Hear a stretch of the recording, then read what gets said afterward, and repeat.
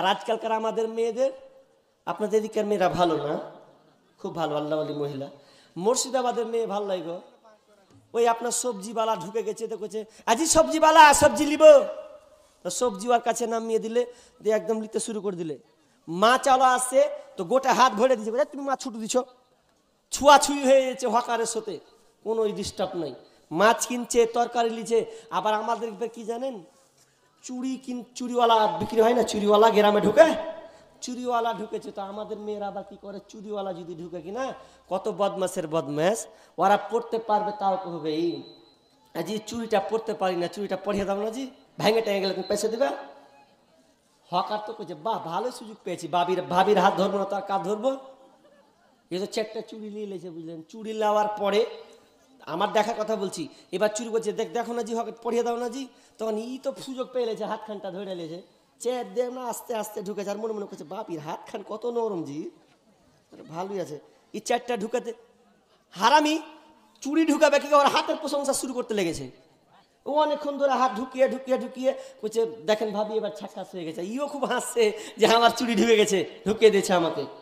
মানে এত বেহায়া, পর পুরুষ ওকে চুরি ঢুকিয়ে দিল, তো ও আনন্দিত হচ্ছে আর বলছে ভাবি তোমাকে দেখে ছাক্কা লাগছে। বুঝে ছাক্কা লাগবে না, বুঝে ছাক্কা লাগছে কইছো তো তোমার দাদা ফের কইছে যে ভাল লাগে না। তো কি কইছে জানেন, বলছে দাদা মাল চিনে, কেমন কথা কইছে, ও চিনে বহু কেমন চিনে, আমরা চিনি। মানে ও চুরি পড়িয়ে 7 খান পেয়ে লেছে না, তো বলছে আমরা চিনি। কত খারাপ। আর কত দেখবেন আপনাদের দিকে বেড়ি বাঁধা আছে মনে না, মাশাআল্লাহ এদিক দিয়ে ওদেরকে হেফাজত রেখেছে।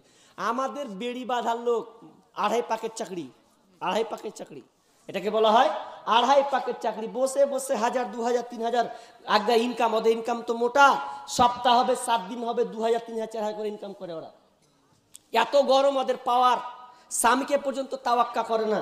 তো রাস্তাতে যখন বেড়ি বাঁধে তো আমাকে এত বাজে লাগে, এত খারাপ লাগে, মাথায় কাপড় দেয় না, মাথায় কাপড় দেয় না। ওই জন্য অনেক কবি একজন বলে গেছিল খুব বেড়ি বাঁধছে। তা আমি একদিন রাস্তা দিয়ে হাঁটছি, হাসবেন না হাসবেন না হাসবেন না, হাসি হাসলে মুখখান ঢেকে লিয়েন কি। ওরা যখন রাস্তায় বেড়ি বাঁধে, তো আমি একদিন রাস্তা দিয়েছি, বক্তব্যটা অনেক জায়গায় দিয়েছি, তো হাসতে হাসতে যাচ্ছি, তো একজন ওরা দু বান্ধবী বাঁধছে, দেখছে ছুড়ে ছুড়ে মাথা কাপড় দেন, একটা মূল বের হয়েছে মাথা কাপড় দে।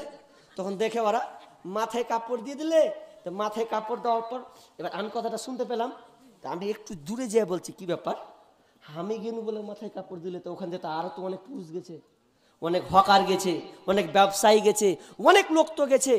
তো আমি গেলাম মানে আমি বেটা ছেলে, আমি পুরুষ, আমার দাড়ি আছে, মানে আমি পুরুষ, ওই জন্য মাথায় কাপড় দিলে নাকি?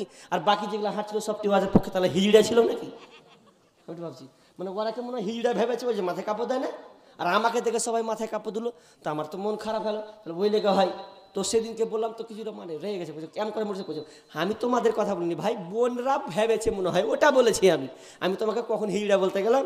মাথায় কাপড় দেয় না আপনাকে দেখে, বাস্তবে ওটাই পরিস্থিতিটা পুরো উল্টে গেছে, কিয়ামতের আলামত মনে হয় চলে এসেছে।